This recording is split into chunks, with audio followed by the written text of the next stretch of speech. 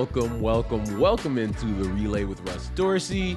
I am the man himself, Russ Dorsey. Thank you guys for tuning in, whether you're watching on YouTube, hi and hello, or you're listening on Apple, Spotify, or wherever you're listening to your podcast. I want to say thanks for joining us this week.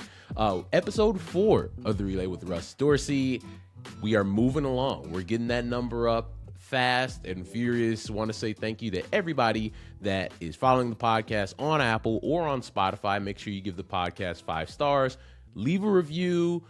Leave a comment of where you're from. Would love to hear from you. Also, if you're watching right now on YouTube, make sure you subscribe to the YouTube channel. We have over 100 subs on YouTube. Really excited about that. We are on the road to 200 subscribers, guys. I really appreciate everybody that's subscribed to the YouTube channel, hearing from a lot of different people since we've started the podcast, people who are enjoying it in various places across the country. So I want to say thank you so much for you guys' support. I love hearing from people anyway, but definitely in this new venture and different chapter for me, on top of all the other stuff that you see me do and writing and seeing me on TV and or on streaming. So yeah, this has been something for me, guys, it's been fun. It's been fun and different and new, and all those things are really good in terms of growth and development. So we love growth and development. We can always get better and do different things, and that's how you discover stuff about yourself. Also, another way you can get in contact with me, get in touch with me, if you would like to ask a question on the podcast, we would love to hear from you. Make sure you email relaywithruss@gmail.com. That is relaywithruss@gmail.com. We've already had a lot of really great questions here in the first couple of weeks of the podcast, so we want to make sure we continue those. I love to hear from you. I love to hear where your baseball mind is at, so be sure to email the podcast email account, relaywithruss@gmail.com. We are in week 3 of baseball season. We've seen a lot of different things. We've seen great performances offensively. We've seen great pitching performances. We've seen some of these rookies come up and really tear it up. Guys like Kevin McGonigal, who is having a great start to his career. We've seen 19-year-old Connor Griffin come up and sign a massive 9-year, $140 million extension with the Pittsburgh Pirates. We've seen a guy like Shohei Ohtani really start to hit his stride. Now he's starting to do the thing where he rattles off 4 or 5 homers in a week, looking like the best player in the world, as he usually does. But we've also seen some teams getting off to some slow starts. We've seen some players getting off to some slow starts. And one of the things when I'm talking to people about baseball, whether this is on TV or on air, whether it's I am doing radio and people ask me questions about a certain team, it's always, are we overreacting? Should we overreact? Or is there reason for concern with X team or X player? And so the first thing I wanted to talk about this week was the fan panic meter.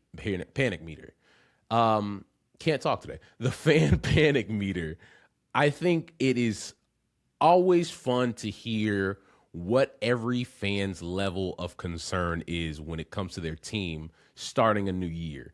And for me as a reporter, I can't live that same roller coaster journey that fans live, where you're living and dying with every game. But I don't begrudge you that, right? Like, I'm not trying to take that away from you.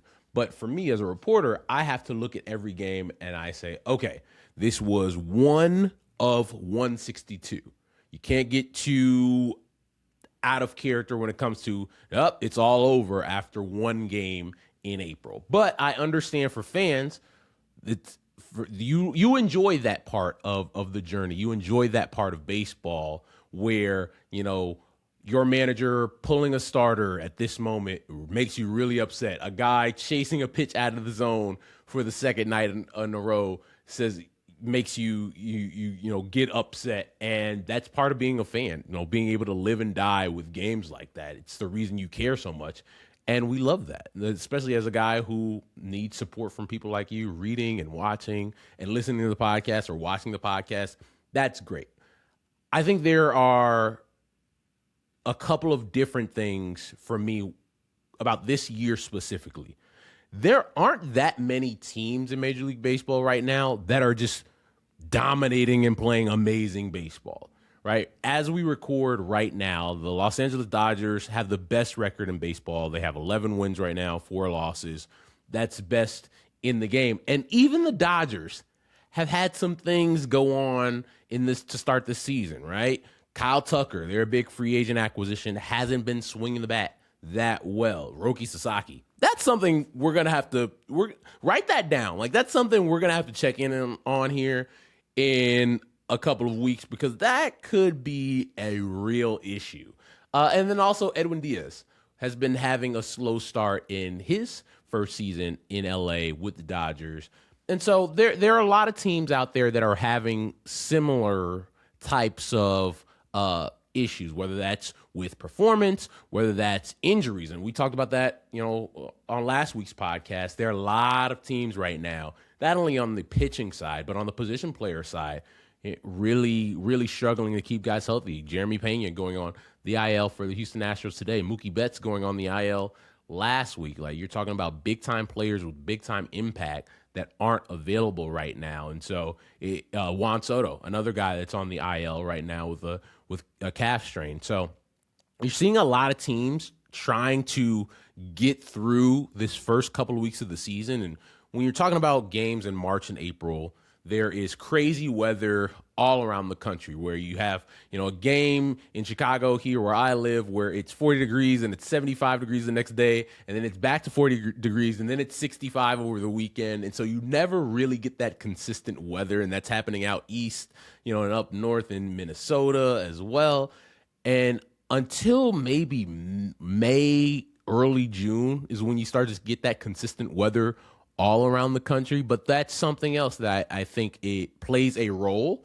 It might not be everything. It might not be the be-all, end-all when it comes to how teams are performing.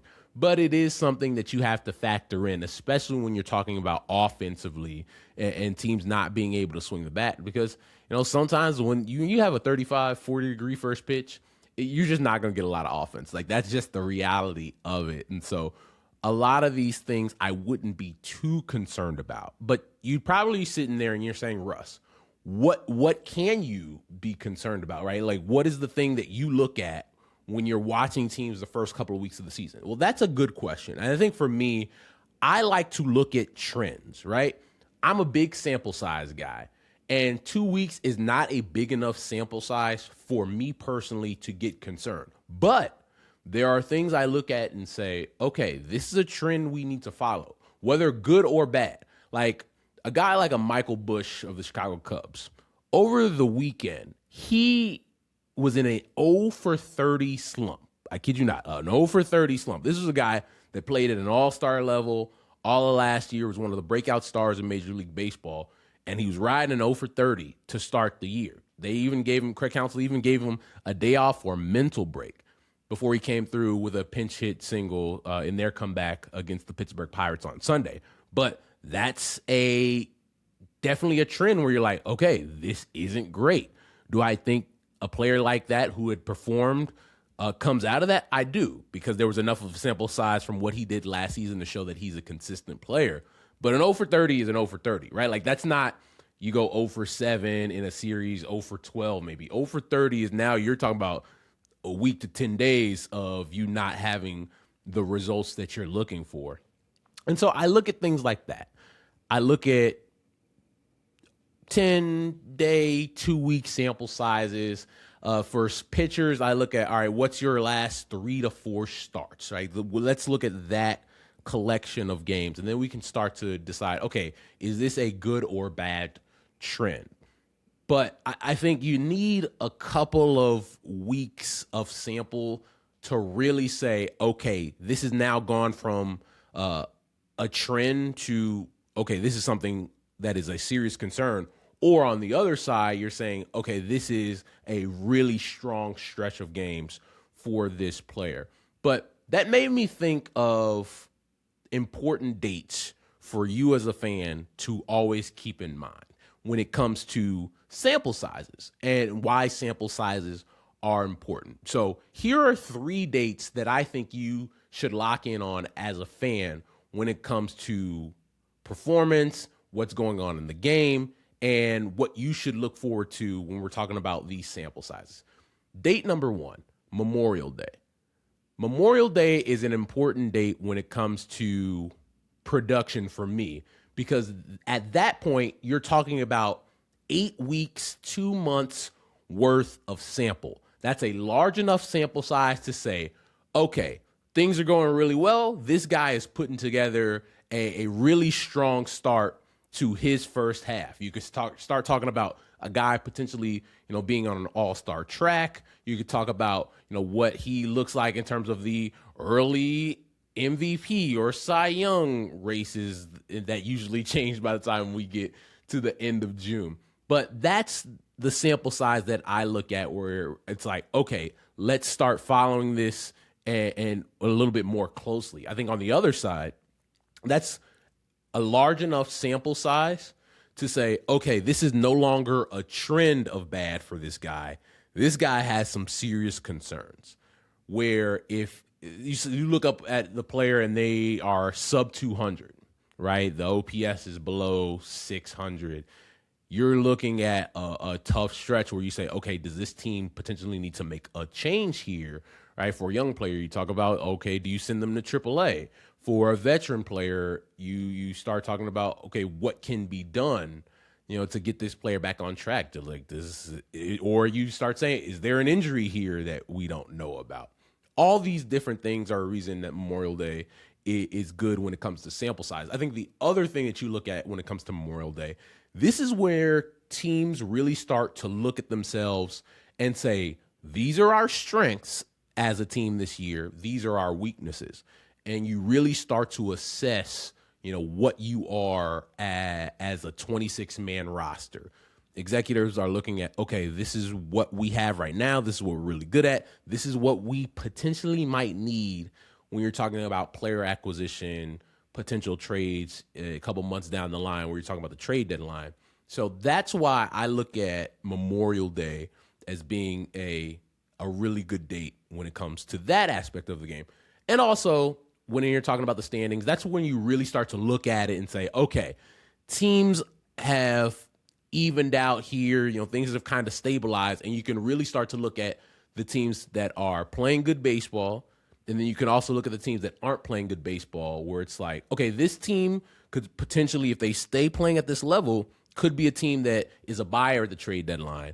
And this team is probably a team that's going to be trending towards being a seller at the trade deadline. So Memorial Day is date number 1. The second date for me is July 1st. There's a lot of things going on in Major League Baseball at July 1st. Number 1, we're getting close to the All-Star break. And so you're looking at the complete first half for guys offensively, pitching-wise, and saying, all right, these guys are going to be all-stars. You're looking at a first half and saying, okay, this team is definitely a buyer at the trade deadline. This team is more than likely going to be a seller at the trade deadline. You're also talking about, from a front office perspective, teams are all over the place because, number 1, during the All-Star break, you have the MLB draft. So you have scouting departments. Their amateur scouting departments are really locked in at that time because you're trying to figure out who you're drafting, what bonus pool money that you have, what players you want to target, those type of things. Then you have the pro scouting department that is really starting to lock in on player acquisition. So you have teams out scouting, trying to figure out what players you could potentially acquire at the trade deadline. You have GMs already on the phone with other GMs or AGMs around the league saying, okay, is this guy potentially available? Are you guys selling? That's a big one. Because I think at that time of year, especially when you have a team hovering around 500, I've known executives for long enough that are begging, please, can we go on a run here where we win 7 of 10, we win 10 of 15, and we could put ourselves in the buyer category? Or the other thing, you've been hovering around 500, and it's like, can we decide if we want to be a team that makes it to the postseason or not. Like, at that point, let's not be 500 on deadline day. If we're not going to be one of these good teams, one of these contenders, that 7-game losing streak that comes a couple weeks for the deadline, executives look at that and say, hey, at least we can pick a lane right now. Like, you don't have to hover in that space where you are trying to do both things, where you buy and sell. Like, you hear that, and that's I hate hearing that, because that means that's a team that really didn't make a decision on what they wanted to do oftentimes. I know there are exceptions to the rule, but it's really hard not to pick a lane when it comes to buying or selling. So that's why July 1st for me is another important date to look at, because the trade deadline's coming, the MLB draft is approaching, and the All-Star break. And so you have front offices, whether it's pro scouting in the big league side, and then you have amateur scouting departments that are working on the draft so they can decide who they want their draft picks to be during the All-Star break. And then the third date to consider as a fan, as you're thinking of all these different things, August 3rd. This year, that's the trade deadline. And so, one way or another, your team is either buying or selling. Teams don't always know, right? Like, there are times where you have a team that you think is going to buy and they stand pat. You have teams that you think they're going to sell and they buy, right? Or they stand pat for whatever reason, right? They don't sell off like you think they're going to. Both of those things happen at every trade deadline. Some trade deadlines are more active than others. As we get closer to the trade deadline, we'll have more conversations about things teams are thinking about during that week and the weeks approaching. But those are the 3 dates I would just lock in on as a fan. Memorial Day, July 1st, August 3rd, which is the trade deadline. And so as you're thinking of all these things, and you're thinking of your team having a hot start, or maybe your team being cold, I understand it's not fun when you feel like, hey, these guys aren't playing well. But your team could be on a 4 or 5 game losing streak, and they can go on a 7 to 8 game winning streak. And the sample sizes aren't big enough right now where you're saying, hey, yeah, this is really, really bad. We're going to be garbage. This team's not going to the postseason.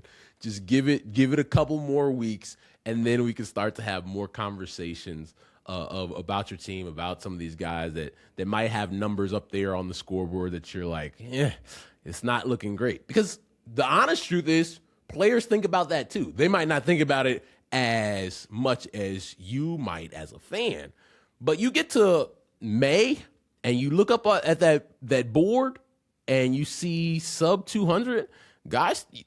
Guys have told me, like, yeah, you start to squeeze the bat a little tighter, because you're thinking, man, I know I'm a better player than that number shows. And so you got to start, for them, what they say is, like, you got to put games together, put it bats together, and then, let the chips fall with where they may. But it's still going to the 3rd week of the season. There are 26 weeks in a baseball season. So 3 weeks isn't going to determine if a team makes or misses the postseason. Because right now, while you're listening, or if you're watching on YouTube, you could pause. Look at the MLB standings when you're listening to this podcast. You'll see a lot of teams in Major League Baseball mixed in there that will not look the same when we get 3, 4, 5 weeks down the line. So those are your important dates of the season. Now, there are a couple of guys through the first couple of weeks of the season, the first 3 weeks of the season, 2 actually going into the 3rd week, that have caught my attention. And they're both 2 guys that are playing really, really good baseball as we go here in the month of April. And the first guy is a guy that is still a relatively young player, but had some adversity and looks like he's starting to come out of that. And that's Jordan Walker, outfielder for the St. Louis Cardinals.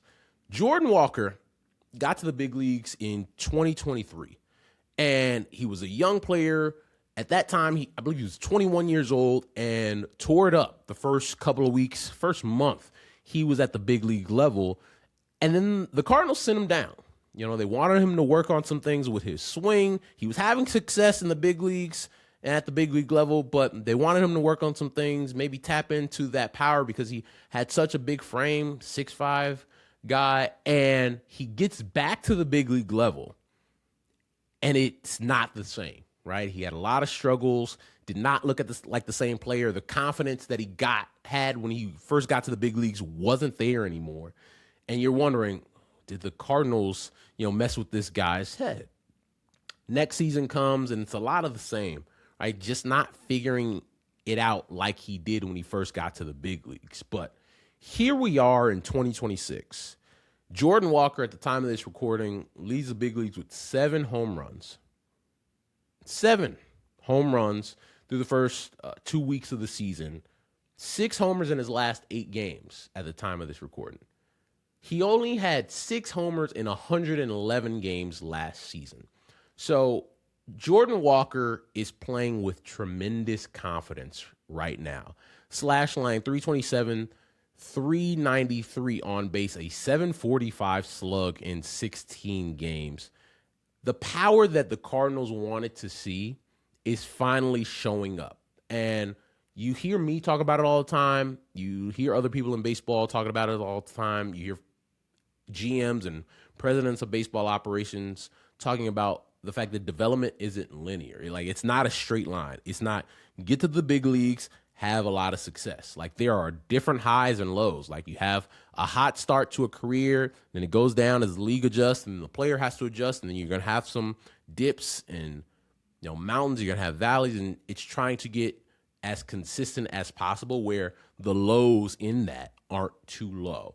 And I think for Jordan Walker, it's huge for him because you see the confidence coming back in a guy who had it when he first got to the big league level.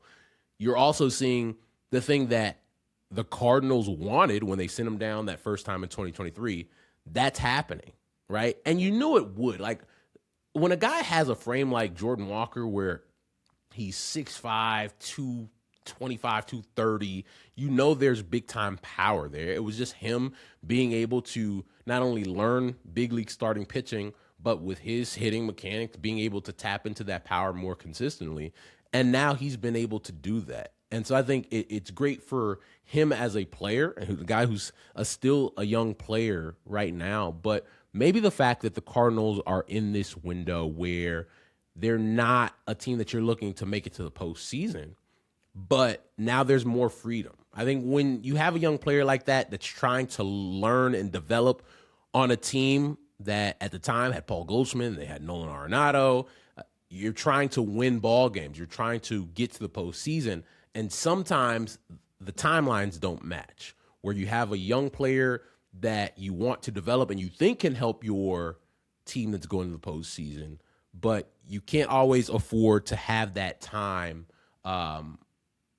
You don't always have that timeline where, hey, we're trying to win ball games. We can't necessarily have him figure things out on the fly. And so good for Jordan Walker. It looks like he has figured some things out and having a lot of success. Another guy who is doing the same, José Soriano for the Los Angeles Angels, has thrived, dominated on the mound for them. He is 4-0 with a 0.33 ERA, 31 strikeouts, just 9 walks. The stuff is electric. Like, you're talking about fastball, 98, 99, 100 miles an hour, nasty breaking stuff. The Angels might have themselves a AL Cy Young type of pitcher. Like, that's how good he's been. You're talking about 4 starts where he's looked almost unhittable. And we talked about, you start to look at, okay, who are some of the early awards type of guys. Like, he has the lead right now, the early lead for the AL Cy Young Award. But you look at the stuff, you look at how hitters are, adjusting and not adjusting to what José Soriano is doing up there at the plate. And you're saying, man, like, this is a guy that has big time stuff and is really, really looking good on the mound and putting himself in a position, putting the Angels in position every 5th day to get themselves a win. So José Soriano, I don't know if he could keep it up at this level, but if he can, he's putting together an awesome first month for the Angels, and it's going to be exciting to watch him and see if that stuff can continue going forward. Now, one other thing that I wanted to talk about when we're discussing how players have looked here in the first couple of weeks of the season, this one's a little bit more concerning because of the player we're talking about, but there's something with Francisco Lindor right now that doesn't exactly look right. And for everybody out there, I would say everybody knows Francisco Lindor, shortstop for the New York Mets, big time player, top 10 type player when he's, doing his thing. And he hasn't looked quite like himself. Through the first couple of weeks of the season, you've seen some things from Francisco Lindor that you usually don't see. Like, he's a very high IQ type of player. He's the leader of that Mets team, has been since he got there. MVP caliber player, we saw a couple of years ago. And there have been defensive miscues so far. He's forgotten the outs, while playing shortstop defensively. He's gotten picked off.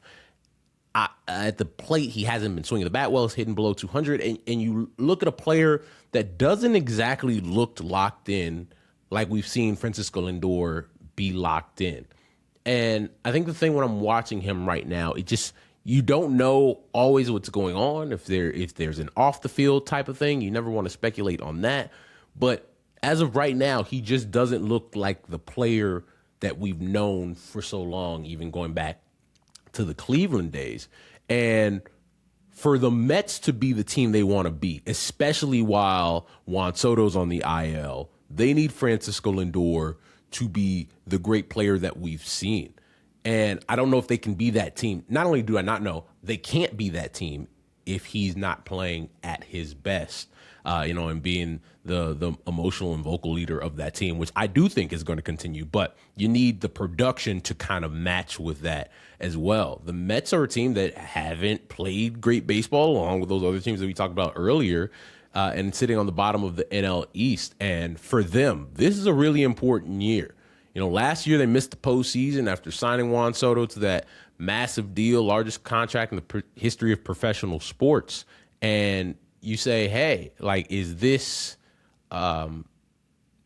team capable of making it to the postseason? And for them to get there, they need the version of Francisco Lindor that we've seen for over a decade. So just something to watch here as we go into week 3 of the season. Francisco Lindor, a player where the back of the baseball card matches and you say, okay, this is one of the best players in the game. But let's make sure we're still watching for like some of the other things, because you've just seen some things. A player like that doesn't get picked off. He's not forgetting how many outs there are. Those are things you would expect from a very young player who hasn't spent a lot of time in the big leagues, not a multiple-time All-Star, top 3 MVP finisher, shortstop with a $300 million deal. Yeah, like, their mental mistakes are going to happen in baseball.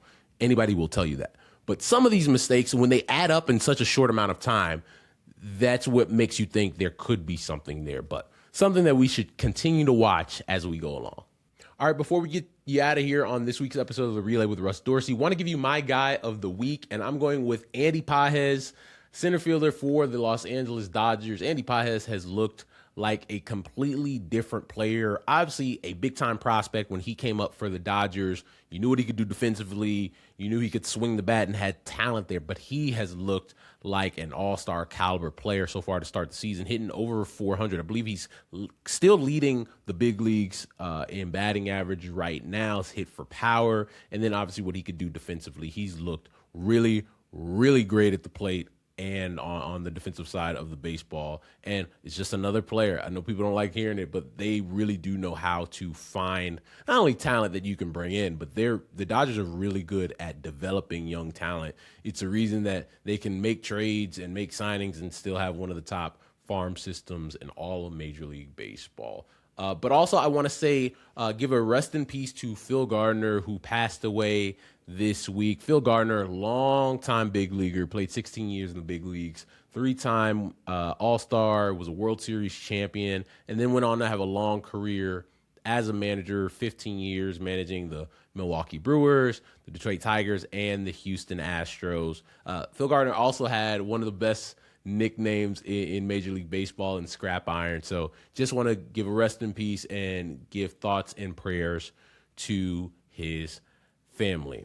All right, guys, that's going to do it for this week's episode of The Relay with Russ Dorsey. Want to say thank you, as always, for supporting the podcast. In the first month we've been doing it, it's been great, guys. It's meant a lot to me how people have supported the podcast, have supported the YouTube channel, have supported downloading the pod each and every week. And so I can't say thank you enough, and I will continue to say thank you. Be sure you are listening. If you listen on Apple or Spotify, follow the podcast, give it 5 stars, and leave a review and let people know wherever you're listening why they should listen to the podcast. If you're watching on YouTube, make sure you subscribe to the YouTube channel. I think we're at 110 the last time I checked.